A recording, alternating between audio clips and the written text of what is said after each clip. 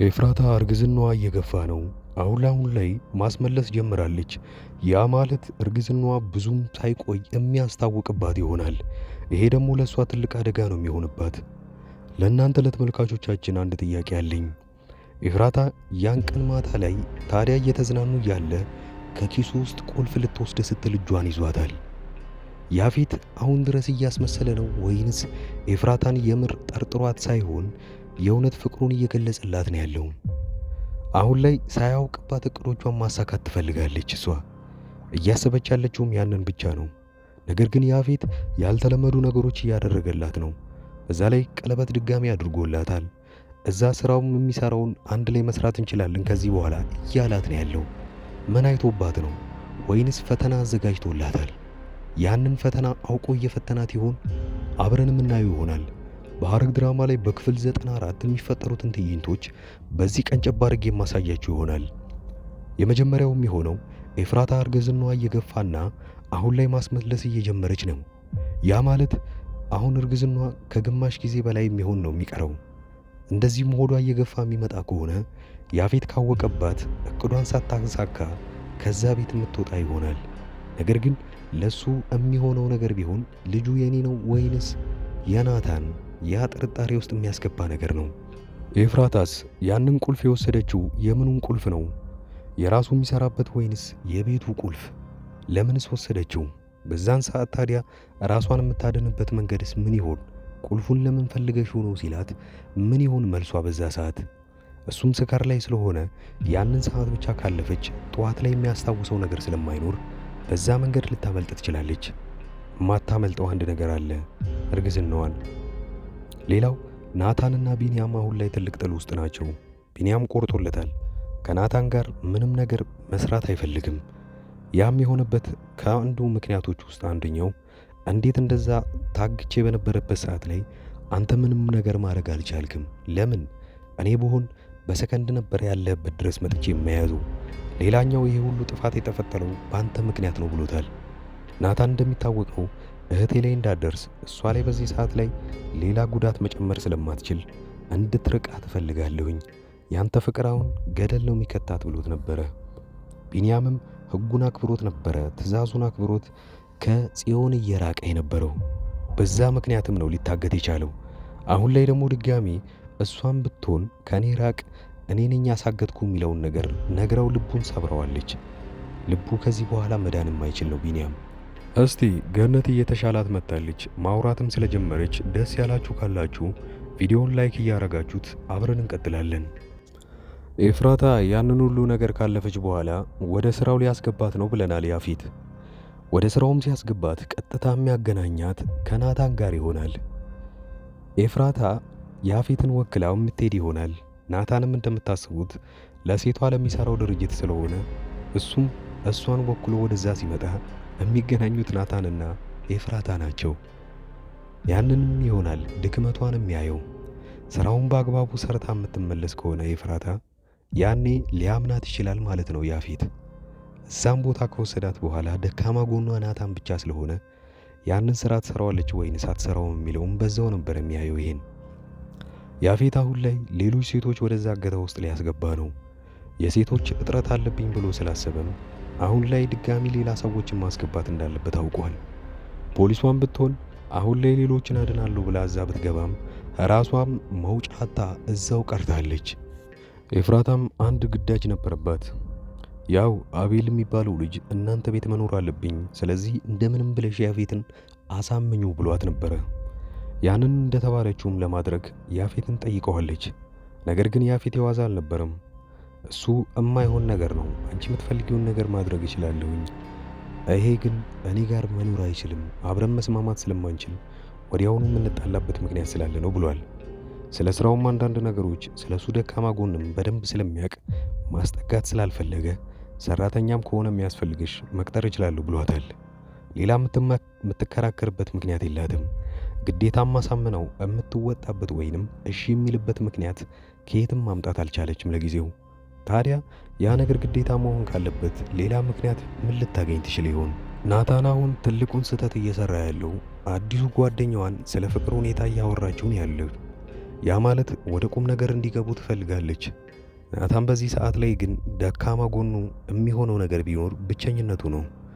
በዚህ ሁኔታ ላይ ከእሷ ከተስማማና በግልጽ ወይንም በአደባባይ ፍቅራቸውን ከጀመሩ ኤፍራታን ለመጨረሻ ጊዜና እስከ መጨረሻው ሊጎዳት ይችላል። ያ ማለት እውነቱን ስለ ኤፍራታ አውቆ እዛ እሱን ልታድነው እንደገባች ይሄኔ ራሷን ብላ ለእሱ እንደሰዋች ካወቀና ያንን ሁሉ መከራዋን እያወቀች ከሆነ ያረረችው እሱ ምን ሊሰማው ይችላል? ምናልባት እችን ልጅ የምሩን ሊያፈቅራት ይችላል። ሊጋቡም ይችላሉ። ኤፍራታ እቅዷንና ሙሉ ለሙሉ ያንን ነገር ጨርሳ ከወጣች በኋላ ልቀበልህ፣ እኔ ላንተ ብዬ ነው እዛ ውስጥ የነበርኩት፣ እስካሁንም ድረስ ያልነገርኩ አንተ እንዳትጎዳ ብዬ ነው። አሁን እኔን መቀበል ትችላለህ ወይ ብላ ብትጠይቀው ናታን ምን ሊሰማው እንደሚችል አስቡት። ከሁለቱ ሴቶች ውስጥ አንዳቸውን መጉዳት አለበት፣ ወይ አዲሱ ፍቅረኛውን ወይ ኤፍራታን። በዛ ሰዓት እቺ ምስኪኗ ልጅም ልትጎዳ ትችላለች። ኤፍራታና ናታን እንኳን አንድ ላይ ቢመለሱ ያኔ ይሄ ነገር እንዳይፈጠር ከአሁኑ ልጅቷን ከራሱ ማራቅ አለበት። ግን እንዴት? እውነታውን ሳያቅ ምን ማድረግ ይችላል? በአጠቃላይ በክፍል 93 አስፈሪ ነገር የነበረው ያፌትና ኤፍራታ ያሉበት ሁኔታ ነው። ያፌት እያስመሰለባት ይሆን እሷን ለመፈተሽ ወይንስ የምሩን ነበረ ማታ ላይ ቀለበት ያደረገላት? ስራውንስ የምሩን ሊያስገባት ነው? በአንዴ እንዴት ውሳኔው ደረሰ? ኤፍራታ ግን አሁን ላይ ሊሳካላት ጫፍ የደረሰላት ቢሆንም ብዙ አስፈሪ ነገሮች ወደ እሷ እየመጡ ነው። ናታን ይሄ ነገር የመጨረሻው ሊያበቃለት የሚችለው ኤፍራታ እስካደነችውና መረጃውን እስካጠፋችለት ድረስ ነው። ፍላሹ ላይ የነበረውንም ነገር ብታገኝም በሰዓቱ ግን እጇ ማስገባት አልቻለችም። በክፍል 94 ሁሉንም መልሶች የምናገኝ ይሆናል። አዳዲሶች ለዚህ ቻናል የሆናችሁ ሰብስክራይብ እያረጋችሁት በቅርቡ 100 ሺህ የምንገባ ይሆናል። አቀራረቤን የወደዳችሁና ሌሎች ድራማዎች እንዲሰሩላችሁ የምትፈልጉ ካላችሁ ርዕሳቸውን እየነገራችሁኝ ለእኔም ማበረታቻ ስለሚሆን አብራችሁኝ የምትቆዩ ይሆናል። መልካም ጊዜ። ወዲያው ክፍል 94 እንደተለቀቀ ኮሚቴ ፖስት ላይ መለቅላችሁ ይሆናል። እሱን ሊንክ ስትጫኑት ሙሉ ክፍሉ ላይ ነው የሚወስዳችሁ። ታዲያ ሌሎቻችሁ የምታቁም ካላችሁ እንደዚሁ መለቅላችሁ ይሆናል። እስከዛው ድረስ ግን መልካም ጊዜ። ውድ የአዳዲስ ቲቪ ተከታታዮች እንኳን ደህና መጣችሁ። ወደዚህ ቻናል ከመጣችሁ እናንተ ተከታታይ ድራማ ይመቻችኋል ማለት ነው። ከተከታታይ ድራማ ውስጥ ኢትዮጵያ ውስጥ ሆኖ አሁን ላይ በጣም አሪፍ እይታ ያላቸውና አሪፍ ተቀባይነት ያላቸው ድራማዎች አራቱን ልንገራችሁ። የመጀመሪያው ጽናት ነው። ሁለተኛው ሐረግ፣ ዮአዳን እና ክህደት ናቸው። የእነዚህን ተከታታይ ድራማዎች ካልጀመራችኋቸው እኔ አጠር ያለች ማብራሪያ ስለነሱ ሰጥቻችሁ ደስ ያላችሁን ድራማ እናንተ ትጀምሩታላችሁ። የመጀመሪያው ጽናት ድራማ ብዙዎቻችሁ የምትወዱት ይሆናል። ምክንያቱም ምናልባት ከአረብ ሀገር ሆናችሁ የምታዩ ሰዎች ካላችሁ ይሄ ድራማ ለእናንተ ነው። ጽናት ከሀገር ቤት ወደ ከተማ ትመጣና ወደ ውጪ እስክትሄድ ድረስ አንድ ቤት ውስጥ ተቀጥራ እየሰራች ነው። ታዲያ የቀጠሮ ቀኗን ወይንም የበረራ ቀኗን እየጠበቀችና ብዙ ክፍያ ካደረገች በኋላ ያን ስትጠባበቅ እዛ ሰራተኝነት የተቀጠረችበት ቤት ውስጥ እየሰራች እያለ አንድ ትልቅ ነገር ይፈጠራል። ከአሰሪው ልጅ ጋር ግንኙነት ትጀምርና ብዙም ሳይቆይ ነገሮቹ ይበላሻሉ። በዚሁ ላይ የሚያጠነጥን ፊልም ነው። ሁለተኛው ሐረግ። ሐረግ ድራማ ላይ ሁለት በትንንሽነታቸው የሚታወቁ በአባት አንድ የሆኑ ወንድማማቾች ነገር ግን ካደጉ በኋላ በጣም ትልቅ ጠላት ሆነው እዛ ላይ የምናየውን ነገር አብረን እናያለን። ፍቅረኛ ይነጣጠቃሉ፣ ንብረት ይነጣጠቃሉ። ነገር ግን ወንድማማቾች እንደሆኑ አያውቁም። ሐረግ ድራማ እዚህ ነገር ላይ ነው የሚያጠነጥነው። ዮአዳን አንዲት ምስኪን ሴት በባህል ሀብቶችና በትልልቅ ሰዎች የእሷ የሆነን ነገር ለመንጠቅ ሲሞክሩና እሷ ግን ብልጠትነቷን ከነሱ በላይ የምታሳየቸው ፊልምና ብዙ ታሪኮች ያለበት አሪፍ ድራማ ነው። ሌላኛው ክህደት ነው። ክህደት የሚለው ፊልም አሁን ላይ በጣም አሪፍ እየታየ ያለ ነው። ክህደት አንድ ጓደኛውን በጣም የሚወዱት ሁለት ጓደኞች አሏቸው። ታዲያ በዚህ ጊዜ ጓደኛው የልቤ ጓደኛ ናቸው ብሎ ለእነሱም ማያረገው ነገር የለም። ብዙ ነገር አድርጎላቸዋል። ነገር ግን ትንሽ እንደቆየ ይታመምና በጣም እርዳታ ሲፈልግ ከጓደኞቹ የሚጠብቀውን እርዳታ ሳያገኝ ይቀርና ይልቁኑ በዛኑ ልክ ይጠቀሙበታል። ይሄኔ ታዲያ እሱ ካወቀ በኋላ ምንን ማድረግ እንዳለበትና እንዴት ከነዚህ ጓደኞች ሊበቀል እንደሚችል የሚያሳይ አሪፍ ፊልም ነው። አሪፍ ጥራትና አሪፍ ኳሊቲ ተደርጎበት ካራክተሮችም በጣም አሪፍ የሆኑና የሚያጓጓ ፊልም ሀረግና ክህደት ናቸው።